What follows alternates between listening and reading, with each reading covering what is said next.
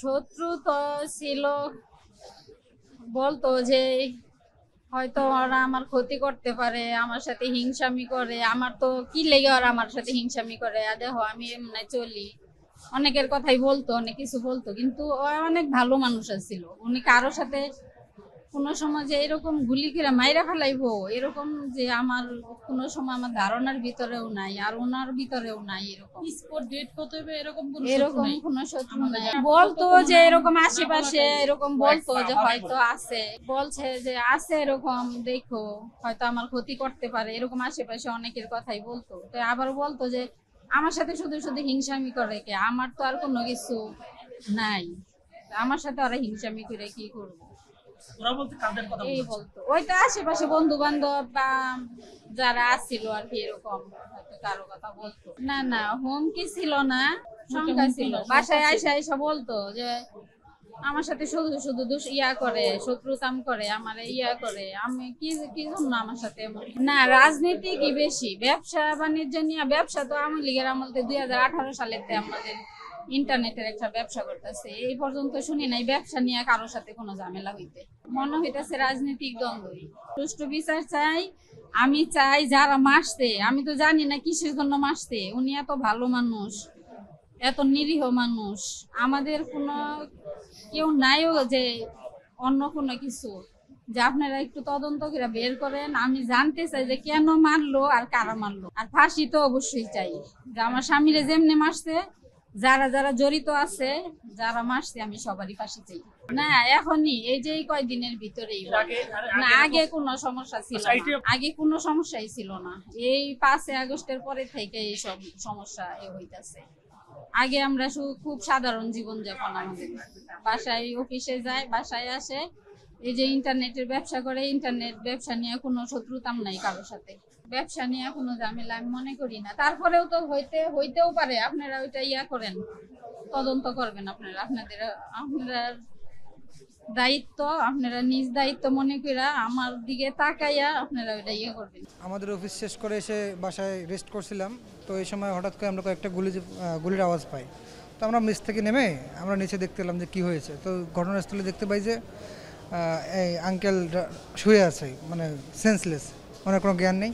পরে কেউ ধরতেছে না। পরে আমরা নিজের মানসিকতার দিক থেকে, মন মানসিকতার দিক থেকে আমরা তাকে রিক্সা করে নিয়ে বক্ষবিধি হাসপাতালে নিয়ে যাই প্রথমে। তো ওখানে উনি নিঃশ্বাস নিচ্ছিল।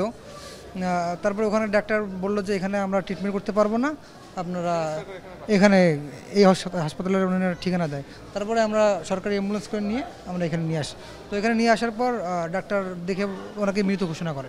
আগামী 30 মে এবং 29 মে, 28 মে যেই আমাদের জনসভা এবং 30 মে যেই শহীদ রাষ্ট্রপতি জিয়া রহমানের শাহাদাত বার্ষিকী উপলক্ষে গুলশান 1 নম্বর কার্যালয়ে বসে আমরা মিটিং করছিলাম।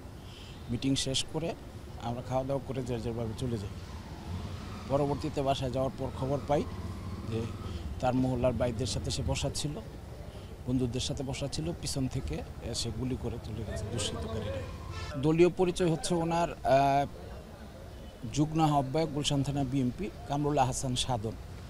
তার একটা বিজনেস আছে এলাকায়, সেটা গত 15-16 বছর যাবৎ সে খুব কষ্ট করে বিজনেসটা চালিয়ে রেখেছে। এইটা ছিল তার মূল কাজ।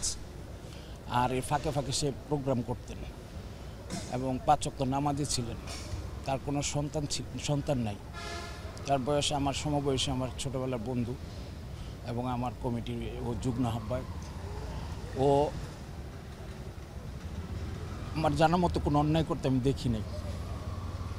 হ্যাঁ, আমি ওরে মেরে ফেলবে এই ধরনের কাজ আমি করতে কখনো দেখি নাই, এবং ওই ধরনের ছেলেই না।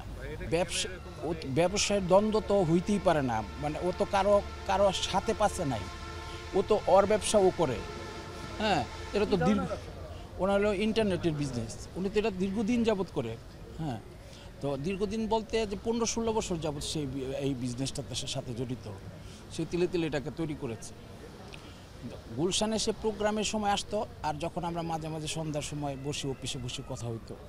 আর এটা আমার ছোটোবেলার বন্ধু, আমাদের দীর্ঘদিন রাজপথে চলাফেরা, প্রোগ্রাম। ও হচ্ছে গিয়া একনিষ্ঠ একজন কর্মী, প্রোগ্রাম মিস করতেন না। উনি ছিল লক্ষ্মীপুরের সন্তান।